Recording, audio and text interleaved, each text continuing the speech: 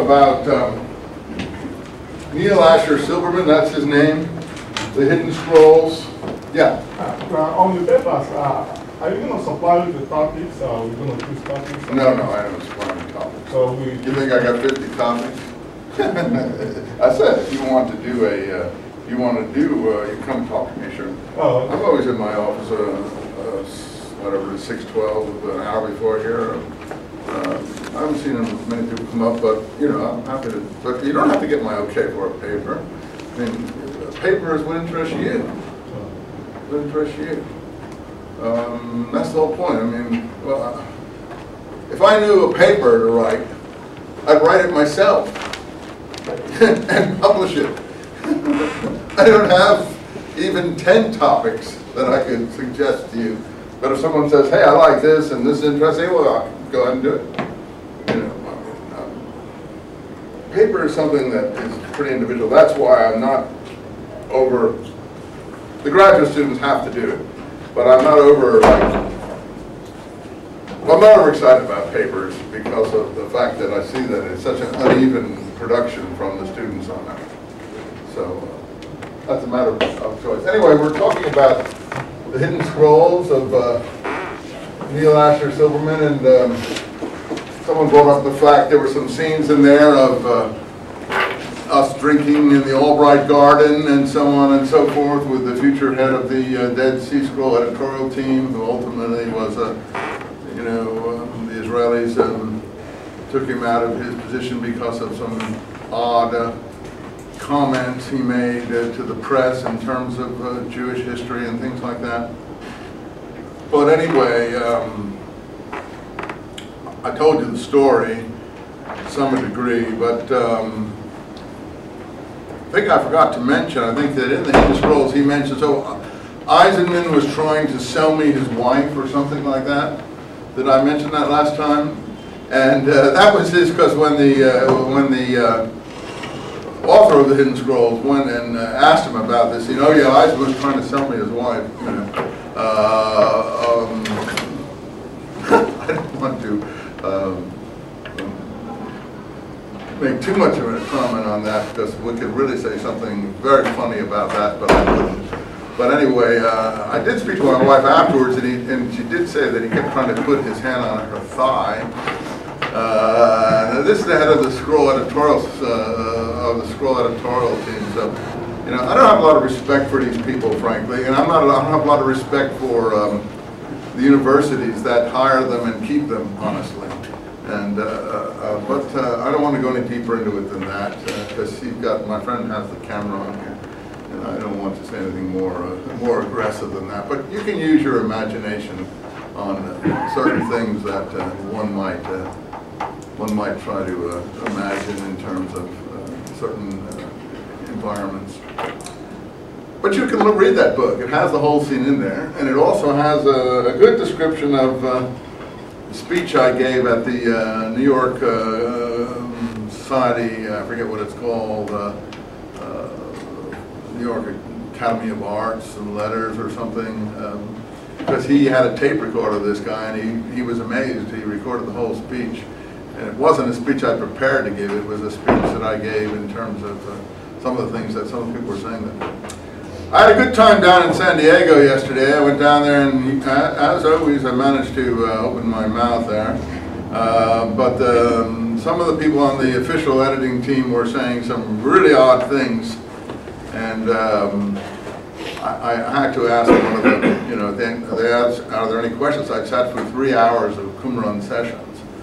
And, the Society of Biblical Literature is meeting down with the American Academy of Religion down in San Diego at the moment, and going to the museum and all this sort of thing. And then, so after hearing all of this, papers that had already been rehearsed in their speaker series by some of the people who were members of the Qumran section of that organization, I asked the fellow who was giving a talk, because it was quite clear he was talking about the War Scroll and Messianism and so on and so forth. I said, you seem to have a real animus against this text. You sound like you don't like it. And he was amazed. He said, no, I don't. I said, well, this is not history here in this particular text, the War Scroll. This is poetry, or a poetic excitement. He didn't like the fact that they were looking forward to a war against all evil on the earth, and which the heavenly angels were going to participate. He didn't like the fact that they were going to defeat the, quote, Gentile nations. But obviously they saw the Gentile nations as part of the Roman Empire, and they were kind of being besieged by the Roman Empire. And so he took issue that they were going to defeat all of the so-called Gentiles. I said, you know, this is poetry. They're trying to whip up enthusiasm among their followers to participate in this struggle. You know, you have to try to move people. I didn't tell him at the end, but I did tell one of the other colleagues there that, you know, in fact, all these people were killed. All of them were killed. None of them survived. So to speak ill of them is really to speak ill of people who martyred themselves fighting against the Roman Empire. You say, how do you know they were all killed? Oh, we know they were all killed because they were all killed on or committed suicide on Masada, and all the people who resisted the Romans were killed. And as far as the scrolls go, everyone had to either have been killed or sold into slavery because someone would have come back and got these manuscripts. You say, what do you mean? Well, you wouldn't leave precious parchment in caves. You know, if you could have come back, you could have just sold them for junk to the junk dealers for quite a lot of reward monetarily. So I think it's clear they were all killed. So I mean, they were fighting in this. You know, they thought the angels were kind of going to come down and fight with them. Then another section was talking about the Gospel of Judas. And everyone had all the writers who had written about the Gospel of Judas up there, James Robinson and a woman from Harvard who we offered, actually, we were going to hire her here, but she got hired over at Occidental and she went to Harvard. I forget her name, starts with C. She's in all the women's lib sort of sessions that you get. And the woman who writes about the Gnostic Gospels, Elaine Pagels, and then Marv Meyer here, who was on that television broadcast by he also wanted to work here at Cal State some time back. I think we should have hired him, actually. I regret that decision. He's at that college, Chapman College. He's at Chapman College. And there were around 8 other people that they had up there. The fellow from North Carolina who was on the National Geographic television show, do you remember that one? He's pretty well known now. I can't remember his name. Anyway, I ended up, they again had the thing, is there any questions around hundreds and hundreds of people in this room? It was late at night, last night about 9, and I looked around, nobody had any questions. They were all sort of awed by this panel, so I put my foot in my mouth and asked a question. But I think I won't tell you what the question was. But it had to do with the fact that this Gnostic gospel, they were all heaping abuse on this Gnostic gospel, which is about Judas and whether it's historical, and they were saying, well, it's not as historical as the Gospels, of course, they were all saying, or some of them were saying, then others were saying, well, you know, it's really surprising that all the discoveries that one makes in terms of ancient manuscript finds are always sectarian texts. Where's the Orthodox text? How come we don't find any early copies of the Orthodox text? You mean everyone at this time was only reading sectarian texts? And nobody, of course, had an answer for that. Why hasn't anyone ever found any Orthodox texts? And, you know, it's only sectarian texts found in, you know, heaps of debris or caves or various other places. So we don't really have that many old versions of the Gospels, and certainly not a Book of Acts anywhere, any of those materials. I just kind of said, since this is literary, since you're all saying this is literary, and it is a literary polemic, you know, they were arguing whether Judas is portrayed as good because he turns in Jesus and does what Jesus wants him to do, so Jesus can escape the body in a Gnostic way, or is he bad? And so some of them were saying that he's the hero, and others were saying he's actually the demon, and they were arguing. I was saying, you know, well, since this is a literary polemic, clearly, and you it shows that the literature of this was obviously a 2nd century AD document, that the literature was ongoing. How come you don't consider it all literary? Why do you suddenly consider some of it historical or ahistorical and others non-historical? Isn't this a literary polemic going on back and forth?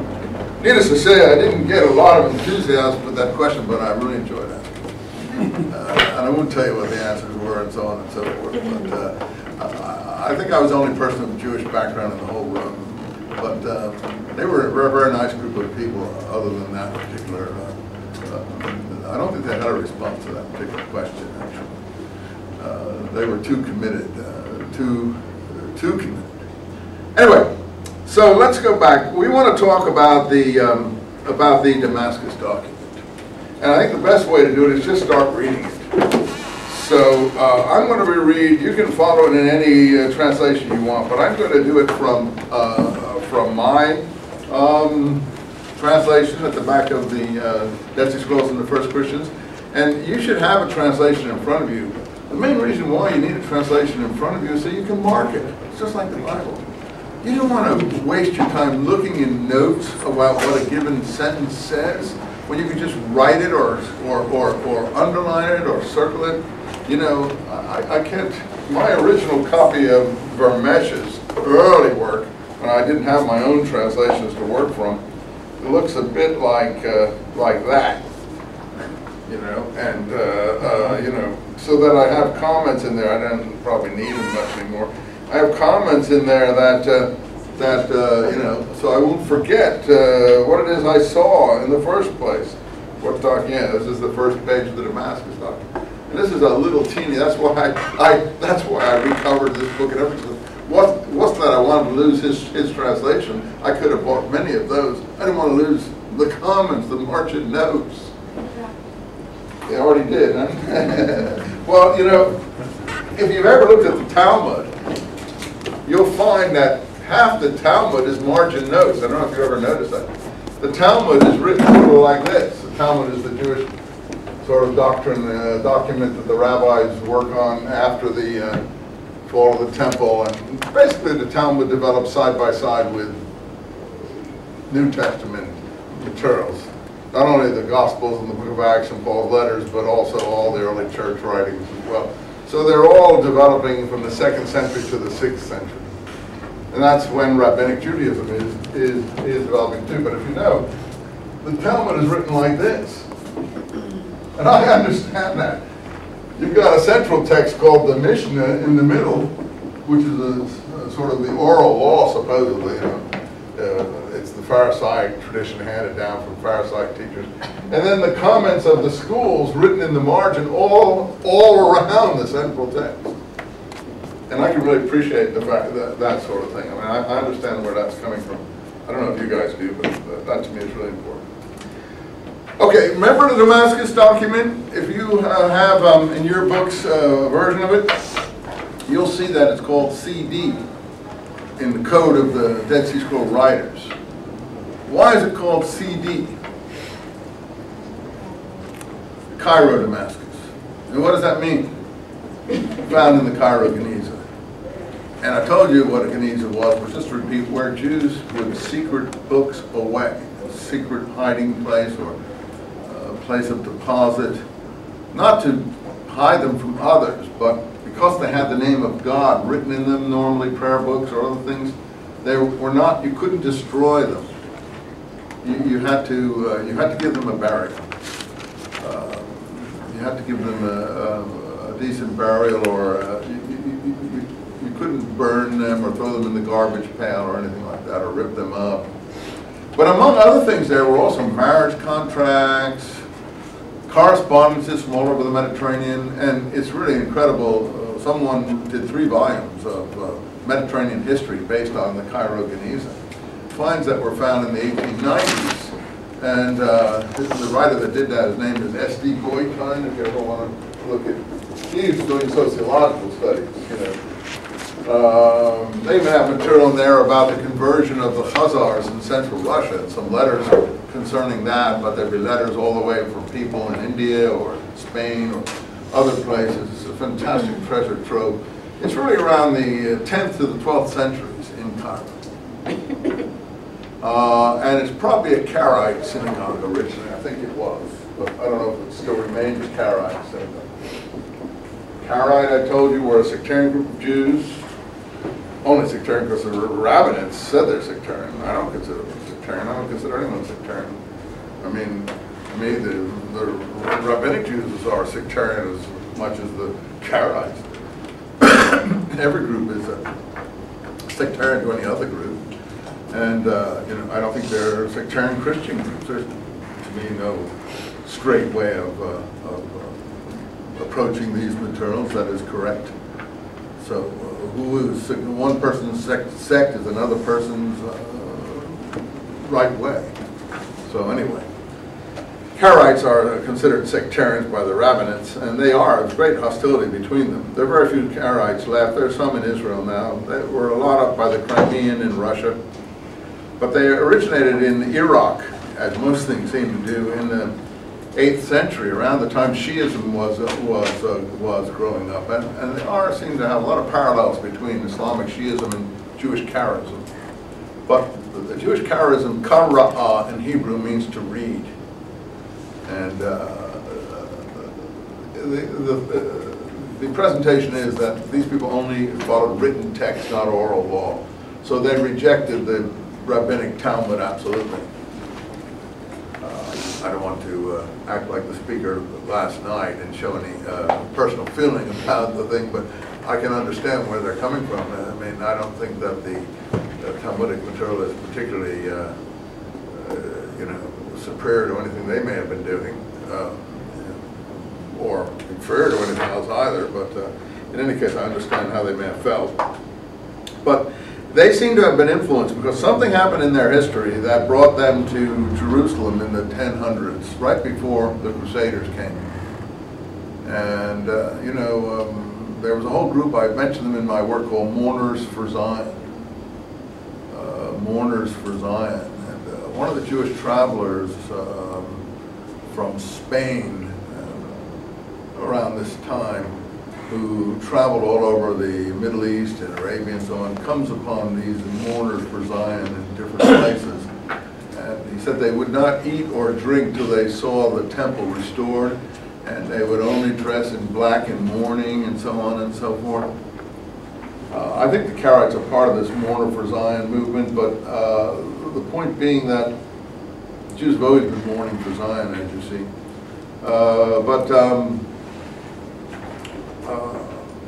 Dead Sea Scrolls were found clearly around some late in the 700s period.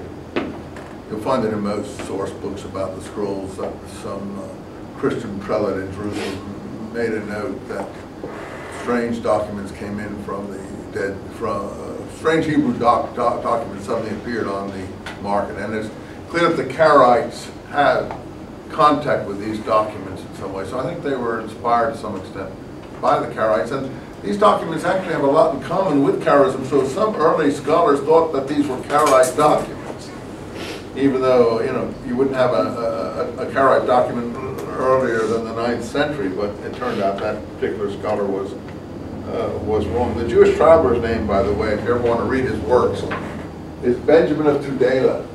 Tudela is a town near Zaragoza in northern Spain.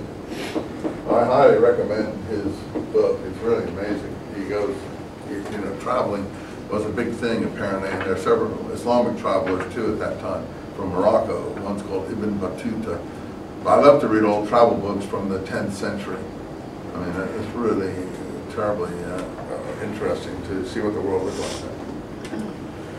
And among the other materials in the Cairo Geniza, this document was found, a Hebrew version of Ecclesiasticus, the Jews call it, or scholars call it Ben Sira, after the author, was found, Ben Sira, and I think one or two other works, and there are two documents of this Damascus document. It turns out they're the best preserved ones. And no one knew what to make of these documents when they were found. Now, an individual called Solomon Schechter, who later came to America as a scholar at Cambridge, was the founder of conservative Judaism in America, the first dean of the Jewish Theological Seminary in New York, which is the bedrock of conservative Judaism, which is in between Orthodoxy and Reform Judaism. He published what he called the Zadokite fragments, because he had, coming from Cambridge, he was sent out by the British government, and he took a lot of these back to Cambridge, and he published that. But no one knew what to make of them at that time. They were so odd and so different. Lo and behold, we found the scrolls. We found 10 or 11 different versions, but we didn't know it, because the official team never shared that information with the rest of us. And if you read those books like Bajan and Lee, The Dead Sea Scroll Deception, which gives you should be looking at that, which gives you a really good background of this whole situation in terms of you know, what the actual events were. I know because I contributed to that and read it over. And as I think I told you at the beginning of the class, I'm not responsible for their what if, suppose, you know, et cetera, et cetera, et cetera. But I am sure that their data is accurate. Anything they had in there is pretty accurate.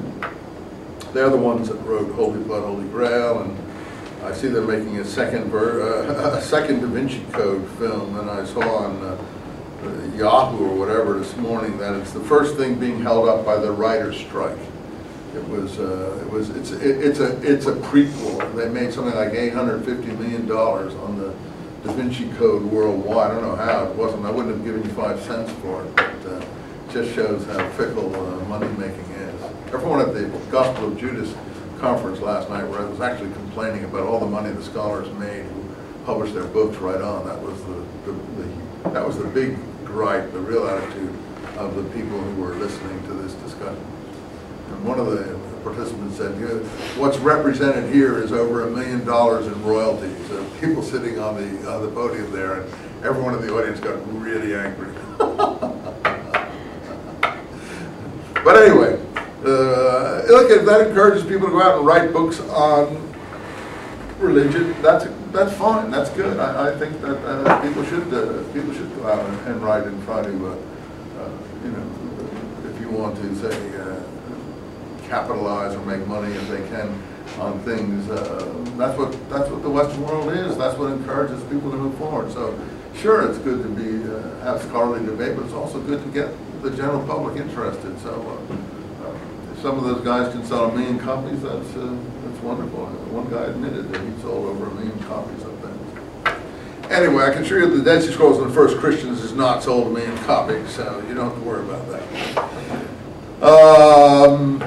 So, Bajan and Lee, those guys sell way up there in terms of numbers of books. But they've lost all their money because they did a lawsuit against the Da Vinci Code and lost. And the costs of for having ripped them off, I told you about that, but the cost of a lawsuit in that context is in the £3-4 million area, which is like double in dollars today just for the legal expenses.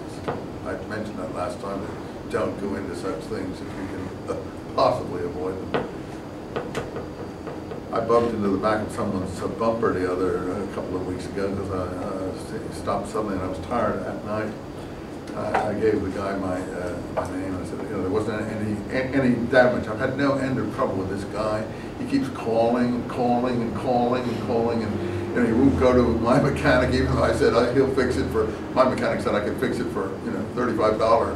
The guy's gotten estimates of thousands of dollars and all these things, you know, and you know, just don't anything to avoid going to court with someone. You know, I don't know how to do it, but some people are really insane. They just love to go to court. Okay, so.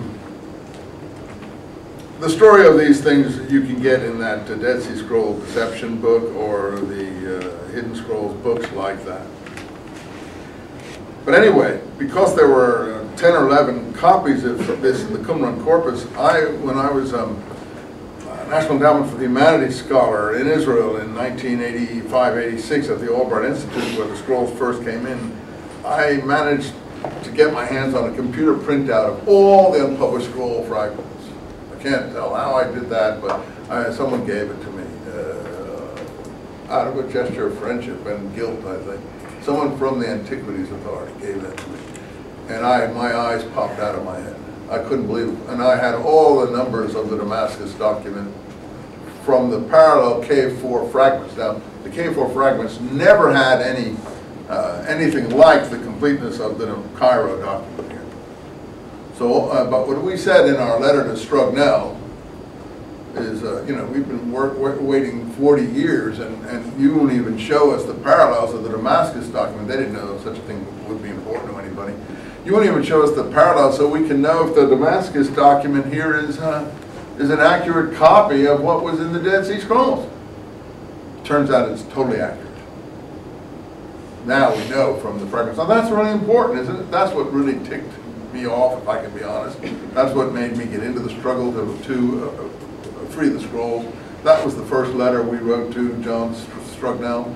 That's in the introduction to this book here, the New Testament Code. I talk about that. But Page and Lee have all that material in their Dead Sea Scroll Deception, how we got into this struggle to free the scrolls. And as I said at one point, if I knew all the scrolls were up at the Huntington Library, facsimiles of them, I never would have gone to Jerusalem to the Albright Institute on a National Endowment for the Humanities Fellowship, because there was nothing I could do there.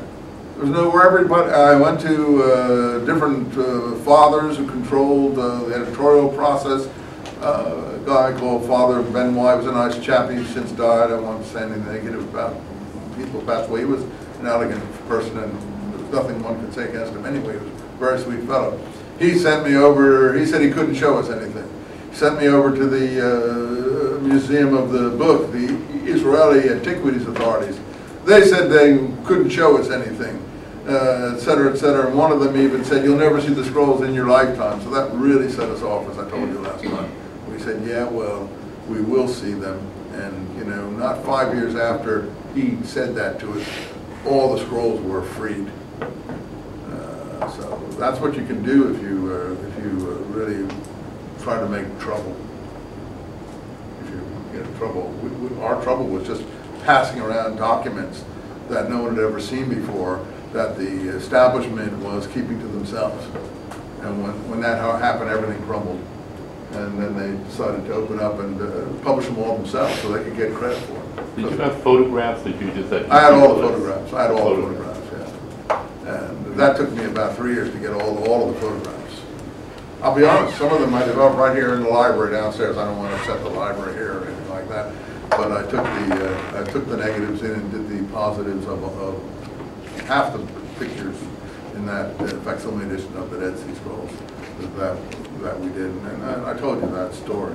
But yeah, right here at Cal State Long Beach, we did that, and you know, they knew we had all of the pictures, and they knew we were going to publish.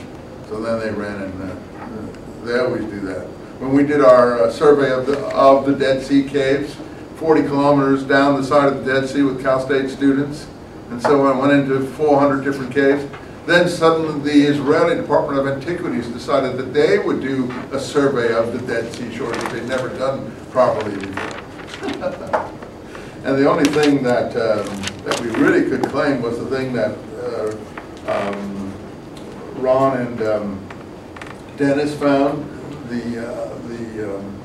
the grave of the righteous teacher that we found 3 or 4 years ago, that I have pictures of in this in this New Testament code. But also 10 years before, we had found this weird looking fort overlooking the Dead Sea, and it's clearly a fort. Rather look at it, pile of rocks. Those are not new rocks. That no one had ever seen that. The Israelis never had that on any of their surveys. My son was the first one up there because he was a billy goat and he loved to climb. He still does. He's crazy about it. You know, he goes to those gyms where you go up the walls and all that kind of thing, and he loves that kind of rock climbing and stuff. But this was great for him. I will say one of our best Israeli people that we worked with, who inspired my son and others because he was so into climbing and jumping and running. He was an immigrant, a Jewish immigrant from Russia. And he was just beautiful. The good always die young. And he went to Russia at some point and was climbing one of the biggest peaks in Russia. After we met him on our expeditions, and there was a landslide, and he died out there. Anyway, my son learned from him. But this is this thing. This is from the veranda of that thing, looking out here to the Qumran. This is the Qumran, which goes up to Jerusalem. It's the valley next to the temple wall, goes all the way down to here, and it empties out here into the Dead Sea, and there's a wharf down here. Right here is that wharf that was there in Second Temple times, where they would come across from over the Jordan side at that time, and obviously this has granite storerooms there, granary storerooms, or whatever you call it. But this is what that thing. This is what that thing looked like, and so that's the only thing we can lay claim to. They never found that, and later on they did go look at it. The Israelis always ran after everything we did, which was really depressing. We did the first radar ground scan, then they ran and did that. And if they had an original idea themselves, I wouldn't mind, but they always run and copy, then claim credit for everything. In any case, they did find pottery here from the Second Temple period. We knew that because we were following the pottery trail.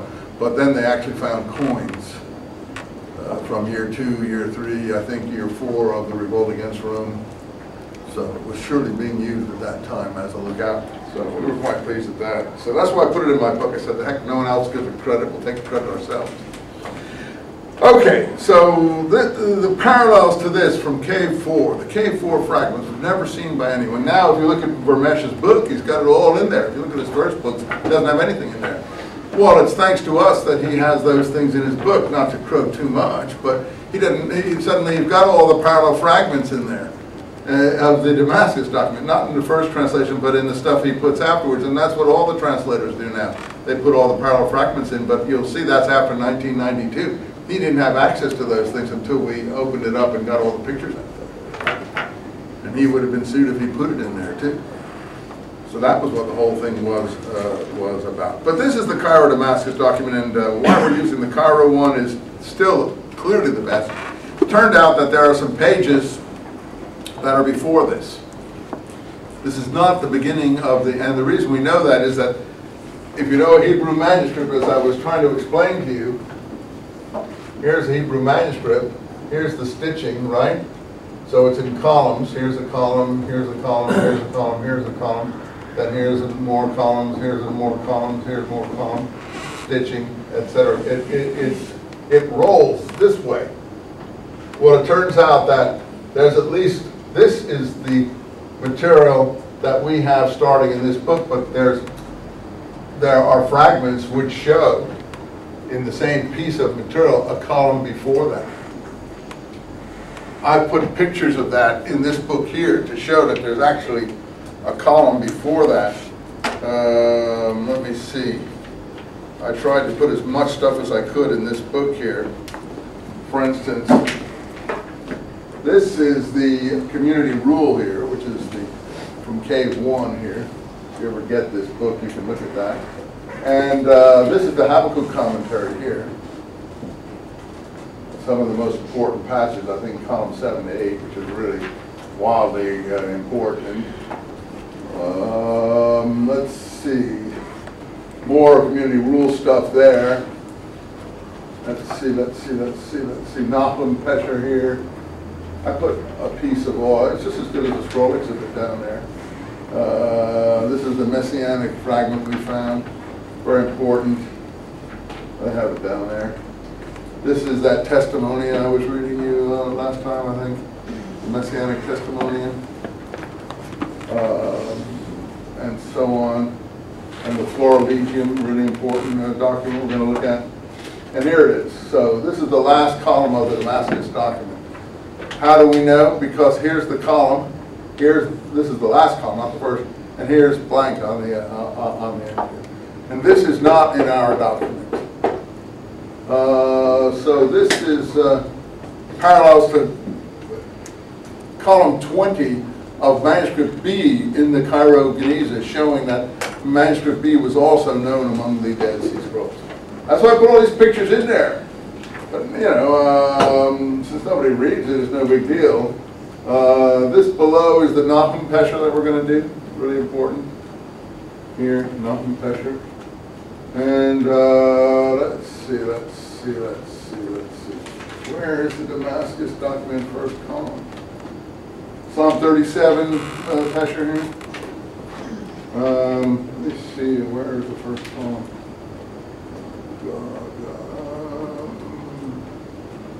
This is a parallel from K4 to column 6, where the going out to the land of Damascus is talked about. These are some parallels from K4. Here it is. So this is the first column here of the Cairo Geniza. And this is the first column here with the same material, but I think it starts somewhere down in here. And there's also material over on that side. And there's a second document which has the same thing. And the Cairo Geniza, the Qumran K4 material has material preceding it, instructing the sons of light to keep away from the paths or ways of pollution. The sons of light should keep away from the paths of pollution. So tried to put all that in that book so that they would be significant pictures.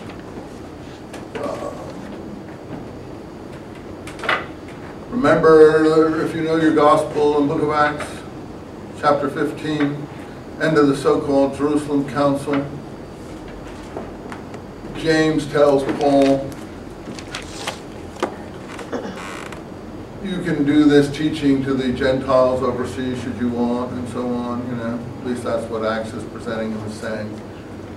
I have a lot to say about that particular speech that he gives, because he uses Dead Sea Scroll language in a weird way in that speech, particularly the word visits.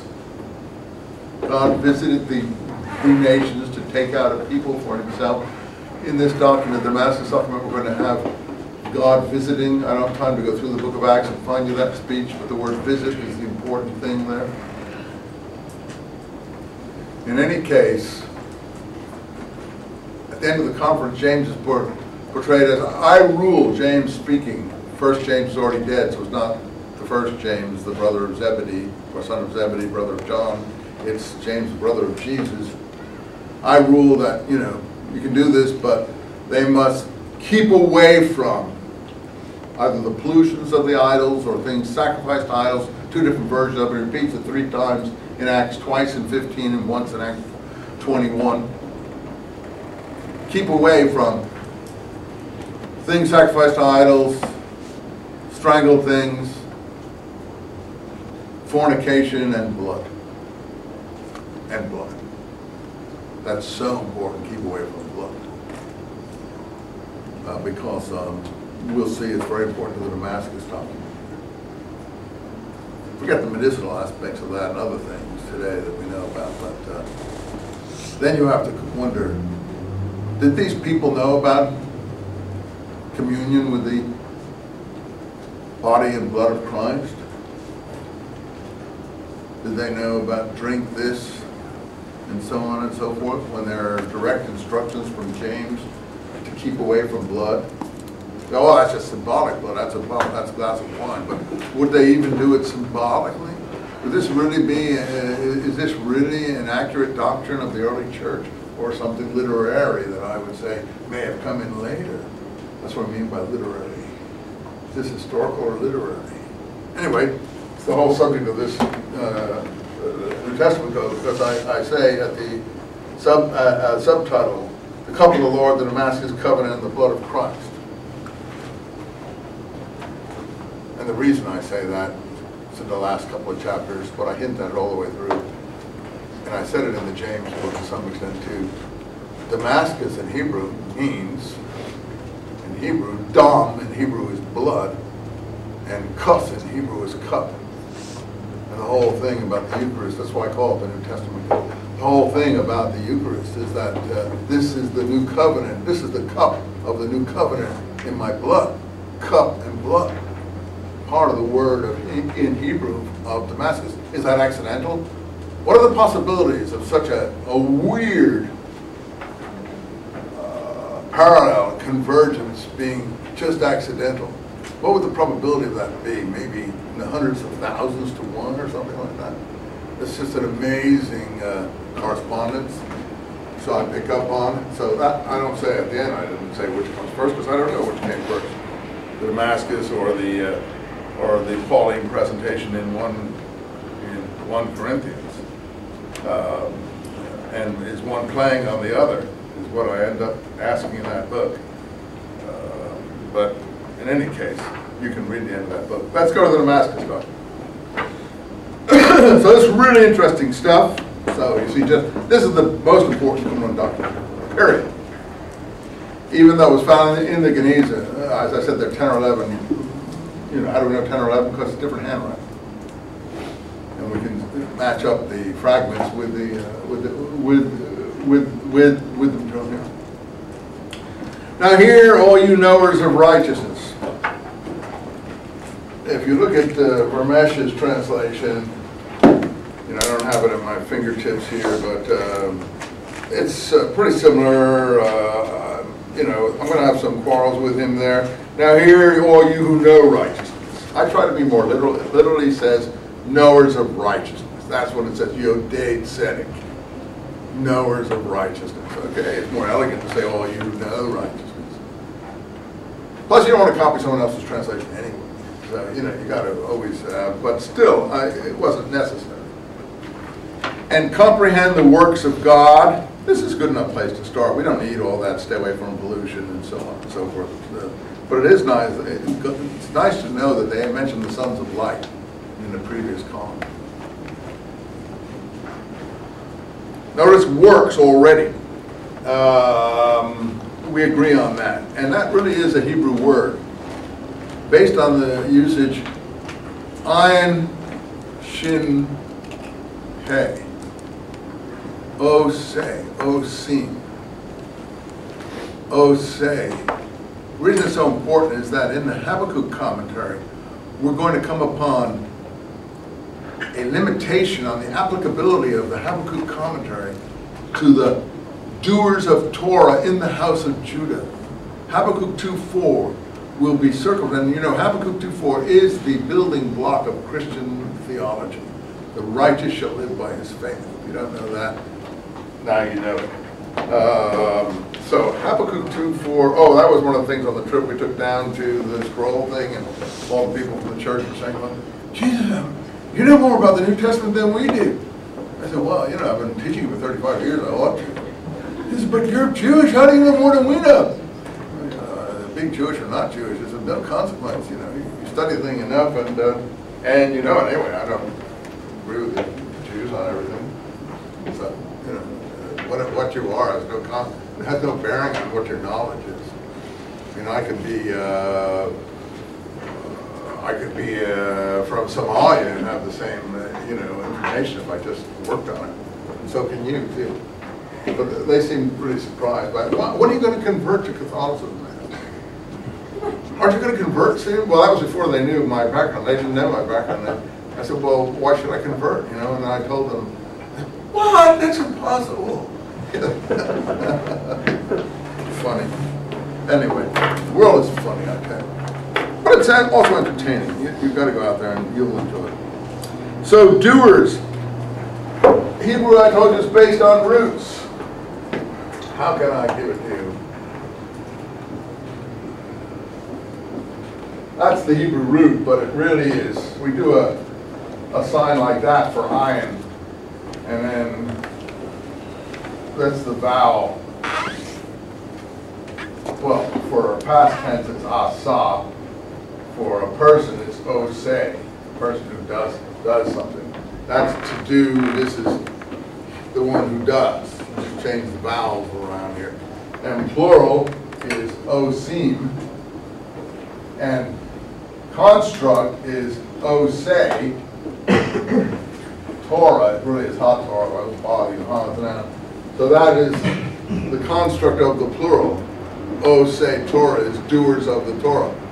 You'll see in, I think, column 7 of the Habakkuk Pesher, that's why it's so important. It says, this applies to doers of the Torah within the house of Israel. Well, the actual verbal noun is ma'asim. Here's your O say here. Here's your plural, and this is a verbal noun. Made from ma in front of the thing makes a verbal noun. Ma'asim means works. And I try to translate wherever I see that, because it's such an important word, it's a charged word. We know faith versus works debate in the history of Christianity and so on.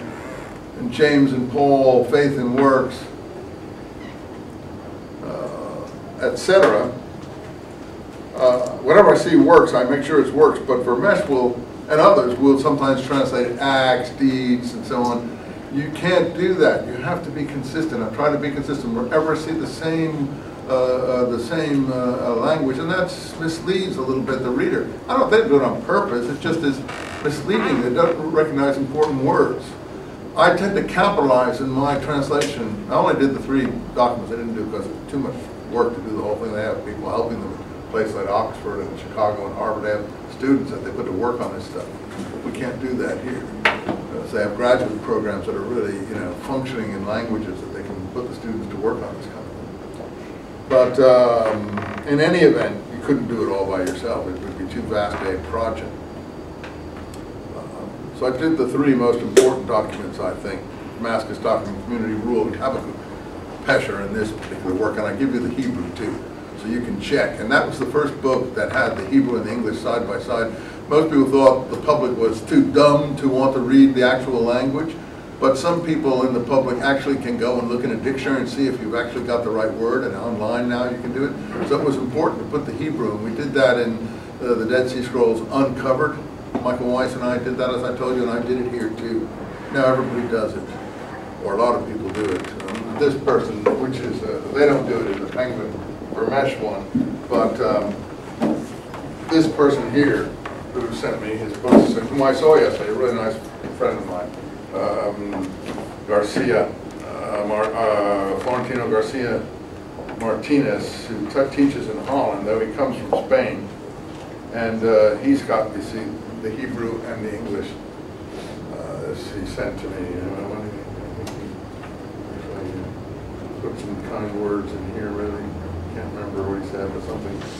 But anyway, the point is that I've used it so much because it's the only one. In the end, I can't use Vermesh's translation because I don't have the Hebrew to check him up. But this one has the Hebrew of everything side by side. It's called the Reader's Edition. His English translations aren't very good because he's actually Spanish, and he works from Spanish to Dutch, and they translate it from Dutch into English. Well, that's absurd. It's gone through 3 translations. So the English is totally inaccurate, but the Hebrew is accurate. So that's why, those are all markers so I can find things for footnotes on this. Anyway, knowers of righteousness, Yodei Zedek. Comprehend the works of God, Ma'aseh El, the works based on the Hebrew Oseh, based on the Hebrew do. If you look at the letter of James, you'll see the emphasis on doing. James in the first column says, be a doer. Be a doer. Exactly Dead Sea Scroll language. Later on he says, those who do judgment. Just look at the actual Greek of the, don't stick, get interlinear. Don't stick to an English translation because you can't be sure the English translation is picking up these special usages. Sometimes they do, sometimes they don't. Sometimes they'll even change a singular in translation into a plural, which is really infuriating. I think in the letter of James, it's something to do with you kill the righteous one, talking about not the Jews, by the way, the rich. The rich killed the righteous one in the letter of James, not the Jews. You killed the righteous one, though he offered you no resistance. And they have you see a lot of translations, you killed the righteous ones, plural. Now, I don't know where they get off doing that, since it's a singular usage. And Ramesh does that with Messiah. He puts anointed ones, plural, often instead of Messiah, because I think for some reason he just doesn't want to use the word Messiah because it only applies to one Messiah, I think he thinks. But I don't know what he thinks. That's up to him to, yeah. Because God has a dispute with all flesh and will do judgment. Oh, say mishpat. On all, I don't know what he has. Here you can, let me see, I'm trying to put it down. Now I have to go look at it. I can't keep this up, so I'm trying not to. And before you can, and he will condemn. No, it's not the word condemn, it's wrong. See, it's good, reads good in English, but it's not what it's saying there. Do judgment. That's what is being said. You got to keep those words in there. You got to keep those words, I think. So that's the difference between, trying to be precise and consistent, and not misleading the public. Not that anyone's purposely misleading anyone. The point is, though, that you're just getting a rough feel for it. On all those who insult him or blaspheme him, I'll keep going. Because they rebelled when they forsook him, he hid his face from Israel and the temple and delivered them up to the sword. Now, I put that in italics. Notice I tried to capitalize really important words. Not because it's good English usage, but to call your attention to it. And really important things I italicized. Delivered them up to the sword. Why? Because we have Judas Iscariot delivering up Jesus. Someone said in the conference last night, Judas, you should know, he didn't betray Jesus, he delivered him up. Yes, that's really important because it's language being used here over and over again in the Damascus Document. One of my points is that there are things in the Gospels and elsewhere that are rephrasing things you'll find in the Dead Sea Scrolls and using them, transforming them into something else. In this case, the person who's supposedly betraying Jesus or whatever. But because of his memory of the covenant of the first, now it's very important. This does mean forefathers, as Vermesh has it here, in effect, or the ancestors, but the first. It's Rishonim in Hebrew. Anyone who knows Hebrew means Rishonim means Rishon is the first. Rishon LeZion, the first to Zion. Rishon is the first. The reason why I put the first, it's so important for gospel language. The first shall be last, and the last shall be first. So you can put forefathers, but you lose the whole meaning, the importance of it. Vis-a-vis other language. Follow what I'm trying to say. That's so important to get the language right, to keep the language in there. So the first shall be last, and the last shall be first. Also, it's very important vis-a-vis the last days, the last times, the last generation, which is referred to over and over again in the Dead Sea Scrolls. Why did it make you do all that work in the earlier period of time, Maccabean period and so on, to see if there's anything looking like this in that period that you would parallel this with? And you see just on the internal data as you go along, this doesn't look like anything you'll see in Josephus from that time, the Maccabee books, even Daniel doesn't. Some of these things are taken from Daniel, but it's not like this. Anyway, this is a form of grace too.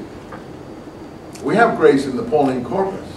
You're saved not because of anything you did, but because, of grace. Amazing grace, and we can even sing it. It was grace who, et cetera, et cetera, et cetera, et cetera, et cetera, et cetera, et cetera, right? This is a kind of Old Testament form of grace here. You say, why am I emphasizing? Because let's suppose Paul was at Qumran personally. Do I think he was there? Yes, absolutely he was there. He knows the wall, can't show you all, knows that he switches, transforms, reverses, turns them into the mirror opposite. But he knows them perfectly.